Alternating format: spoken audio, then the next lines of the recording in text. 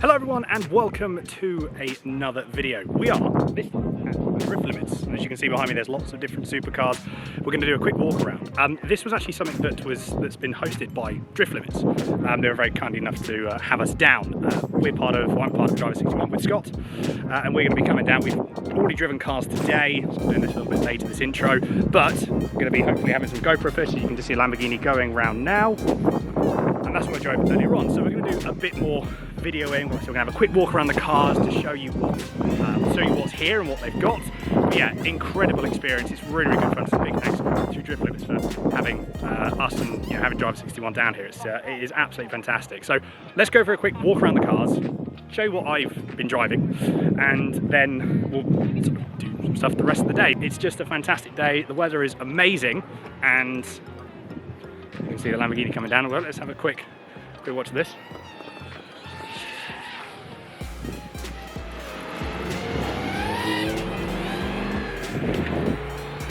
So that's what I've just driven. That's what I drove earlier on. So, first off, classic Supra. I mean, it's a Supra. It's manual, it's turbo. It's what more you want. And it looks like a certain car from a certain franchise driven by a certain person. And then next to it as well, we have equally one of the most influential Japanese cars that probably influenced every single kid of my generation, which is the Nissan GTR. It's actually a GTT with a GTR bodywork. But on slicks as well, as you can see, these cars are pretty, this is completely gutted as well. It is bare bones, but good fun. Supra has a bit more kit in. It's actually got pretty much full interior. We've got a couple of these as well. We've got Porsche Boxster. So nice to see the old Porsche Boxsters kicking about still. This is a 996 earlier Porsche Boxster. It's got the fried egg lights, which I'll show you in a second. So I think it's a 2.7, I would imagine. Manual again. Yeah, so the fried egg lights, which is what I'm referring to, are these here. So the newer ones had the standard lights, these ones fried egg lights, that's what we call them, what they're known for. So that is an older one. Here comes the Lambo again. It's a great car, that, but it's terrifying at the same time. What have we got next? So we have a Maserati Gran Turismo. Now, one of the more interesting cars here actually, because this is widely renowned as a GT car. It's auto with flappy paddles. It's actually the nicest sounding car here as well, to be perfectly honest. Great sounding car.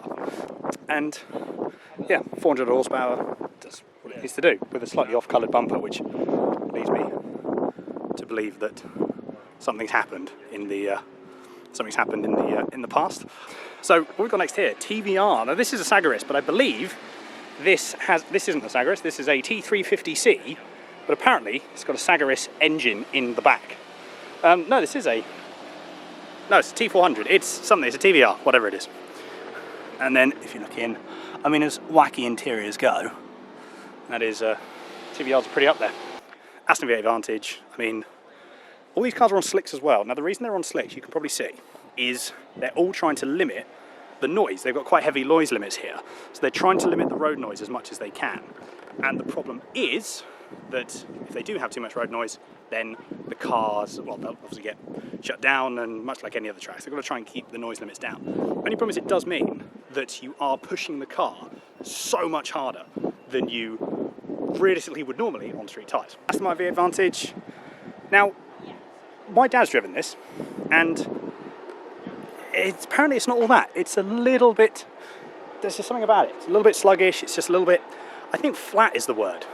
I think flat's the best word. It's just a little bit flat.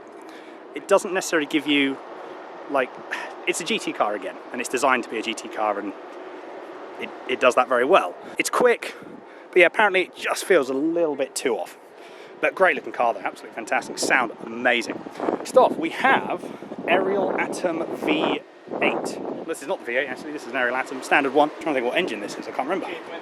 There we go, thank you very much. K20, Honda, that's what you need. Don't need any more power in a car that weighs 3 kilos. Yeah, this is about as basic as you can get from a car, but that's all you need. Because what more do you need in a track car? And then next to that, another track car, Radical SR8, I believe this is. This is a piece of kit. Actually got this in iRacing, which is what we do. I've raced these a couple of times every now and again. Great car, surprisingly a good amount of performance, tiny little engine, a bit heavier than the Atom because it's just got more bodywork, but again, absolutely insane and just fantastic to look at and to watch. And unfortunately it's not running today, which is a bit of a shame, but yeah, just an amazing car, and given the opportunity to drive one of these, I would absolutely love to. So yes, Aerial Atom, not Aerial Atom, that's the Aerial Atom, that's the Radical.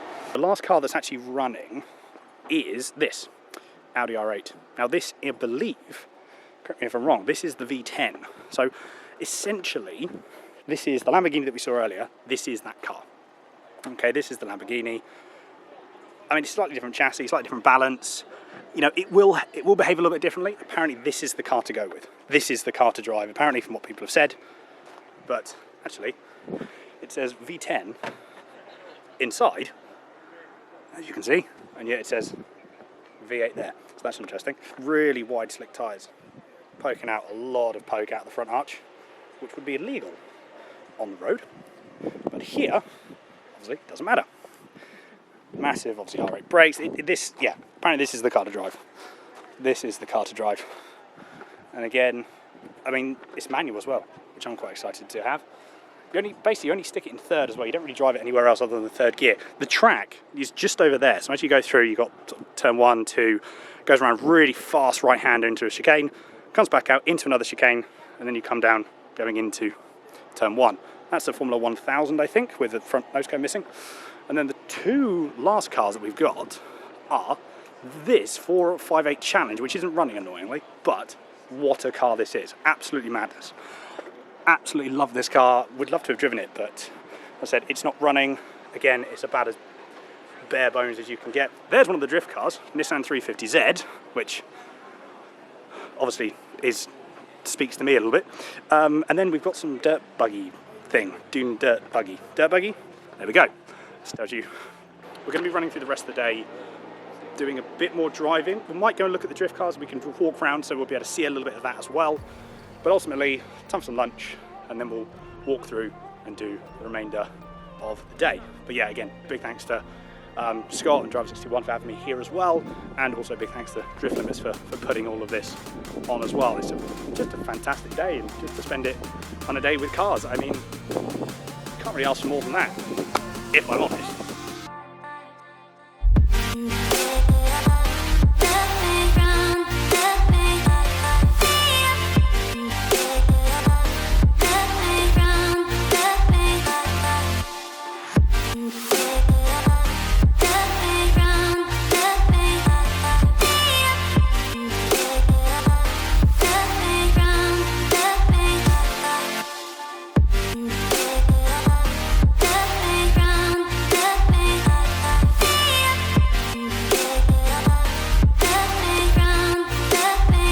So the second car of the day that I had driven, the first time out I drove the Lamborghini, the Gallardo, amazing car. Jumping into this though, oh my god, what a difference. Honestly, absolutely mad. The car was so much more responsive, so much more controlled.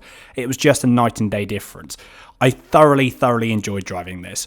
So sit back, enjoy, and let me know in the comments below what you thought about my driving. Interested to see what you think.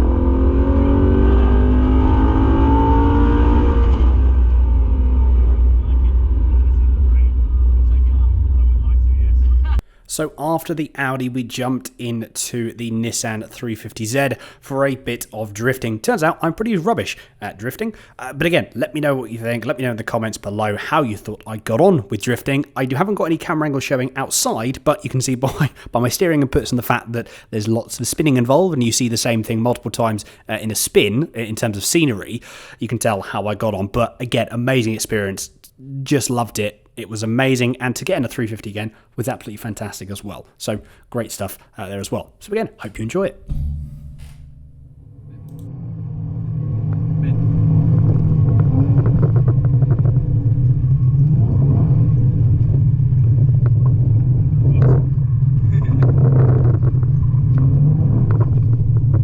So just remember, try not to rely on the brakes, because if you do go onto a slick and then come hard onto brakes, we'll just go straight forward. Yeah, so instead just let off and just kind of just hold it. Yeah, worst case scenario, I'll just use this. Yeah, fair enough. And it will just sort of spin us around.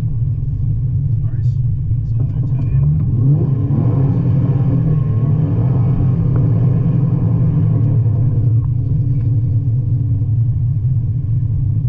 How is that again? Try and get him out wide. I think he's probably going now.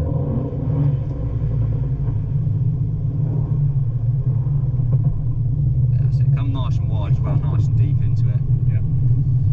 I'll probably go now, yeah. And car will slide a lot here on itself just because of the weight. That's it, keep it going.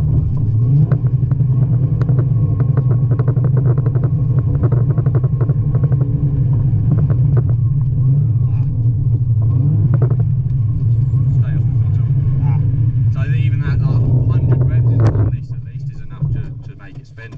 Yeah. So the car will get to a balance point. That's where you sort of want the lock kit. Yeah. Once it gets to that balance point, nothing you can do other than either coming off the throttle or giving more counter steer. But a lot of the time you'll have run out of counter steer. So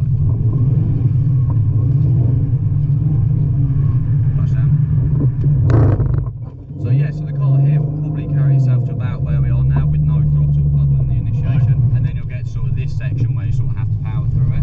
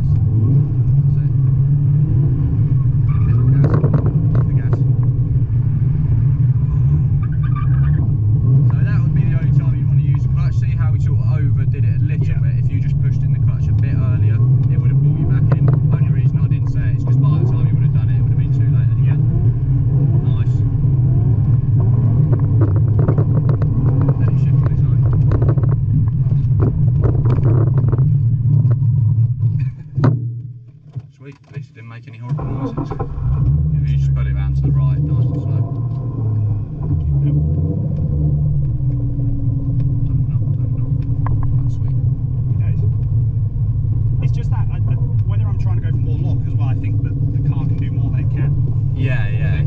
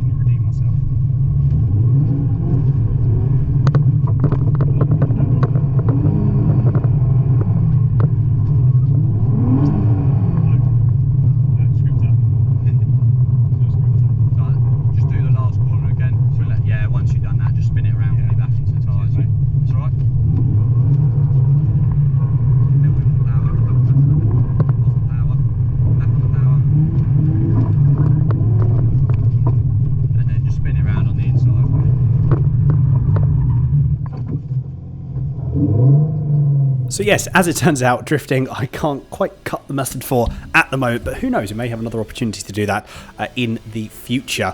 But again, I mean, great experience. To getting back into the 350 again was amazing. And that was the end of the driving, and all that was left to do was to wrap up. Well, that is it. Day done and dusted. We've done everything. We've done drifting, we've done a bit of driving. So the Lamborghini, the Nissan, and the going forward with the last off was the Audi. Audi's a great car, actually. I'm pleasantly surprised. Pleasantly surprised by that. That was fantastic. It felt so good. It was, I don't know, it was just better than the Lamborghini. It was better than the Lamborghini. It really, really genuinely was. I'm not saying that, but it was really, really good. But that is it. We're on the way home. Again, big thanks to Driver61 for obviously allowing me to come down and fantastic. You know, I've been very lucky to have the opportunities that they've, you know, that Scott and the team have given me. So absolutely fantastic stuff. And big thank you again to Driftlimits if you are ever watching this video, because mega experience. Really excited for it. It's a great venue. If you haven't done anything like that, the Supercar experiences go. It is, oh, that's the problem, that's a lorry. Yeah, as track experiences go, they do allow you to actually drive the cars. Normally when you go to any one of the other sort of drift experience days, what happens is they go there and say, well, limited to 3,500 RPM, you can't drive too fast, you can't do this, you can't do that. No, none of that. They're just like, go for it, have fun, you know, and just enjoy yourself, and they mark you on your steering, your throttle, your braking, your everything. So really, really good. Genuinely, absolutely fantastic. Again, big thanks to those guys for coming down and for having us and allowing us to go down. I need to get fuel, and then we'll be on the way home. If you haven't already, please make sure you do consider subscribing. Leave a comment down below what you would like to see me do in my future videos. And if you could, leave this video a like as well. It would be greatly appreciated. Again, just thank you very much. Look forward to catching up with you all very, very soon. And lastly, take care everyone, stay safe.